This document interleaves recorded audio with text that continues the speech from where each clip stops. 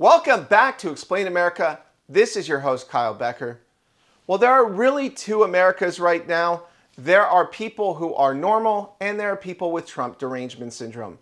And a left-wing podcaster put that on full display with a vile diatribe about Charlie Kirk and the Democratic Party's need to embrace those who celebrated his murder, or else I don't know what to make of this, but we'll break it down shortly. Before we do, please like, share, and comment at Explain America.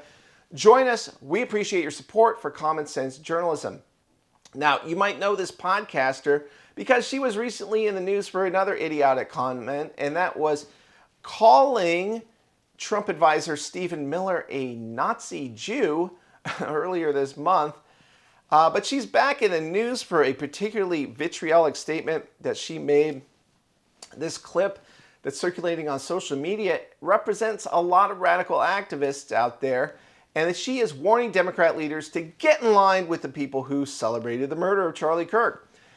And it should be no surprise that while she was making this insane statement, she backed Islamist communist Zohran Mamdani in the New York City mayor's race. So yeah, birds of a feather, as they say. This is really beyond the pale. I want you to take a look at this and give us your thoughts. And thank you for watching Explain America. Finally, if you think this Zoran thing is happening just in New York and you think people are waking up only in New York City, you're mistaken. Look at this clip of a wine mom at the No Kings March. Play the clip. Whatever his name was? Charlie Kirk, ma'am? Yeah, him is horrible. Horrible. Charlie Kirk is horrible? Yes, I'm glad he's not here. You're glad he's dead? Yes. Why would you say something like that, ma'am? Because he was horrible on the campuses, the college campuses. Horrible person. You know what? I do the exact same thing. Well, would you be sorry. glad if I would die? Maybe. I'd have to think about it. You should be ashamed of yourself. Be ashamed of yourself. Your friend just said she'd be happy if I died. I think we need to... So listen up, Democratic establishment. You can either jump on board with this shit, or we're coming after you in the same way that we come after MAGA. Period. Stop taking AIPAC money. Go on an I'm sorry I took AIPAC money atonement tour if you want to stay in power. Stop missing out on these big rallies. Hakeem and Chuck should have been front and center introducing the next mayor of New York City, but no, they wouldn't show up because they're pussies. They're pussies that are beholden to the same corporations that that helped Donald Trump get elected. And this is just an embarrassment. Is this the face of the Democratic Party? Woke white women just lecturing us all about how we are going to be attacked if we're conservative, potentially killed for disagreeing with socialist firebrands?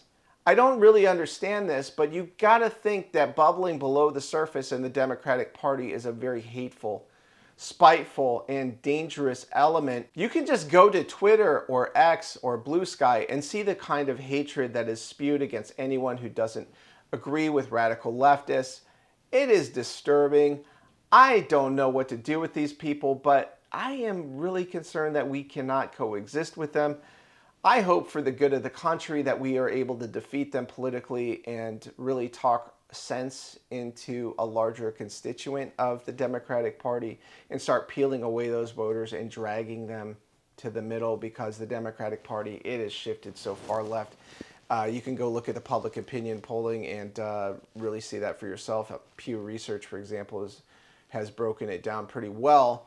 So yeah, they're a hard left party, and I think that a lot of them are losing it. Trump has broken them. They hate it when America wins. They really hate it when Trump wins, and they are losing it. And this podcaster is just another example, and I think she speaks for more people than we think. In the loony 20%, as I call them. So anyways, we have to really tune out the radical fringe and, the extreme right fringe. I don't think they're that influential. I think there are a few frauds in the extreme right, aka the woke right or populist right. I think some of them are phonies. I think that they're like framing conservatives in a bad light to fuel Democrat narratives. That's just my hypothesis. I could be wrong. But anyways, weigh in with your own thoughts.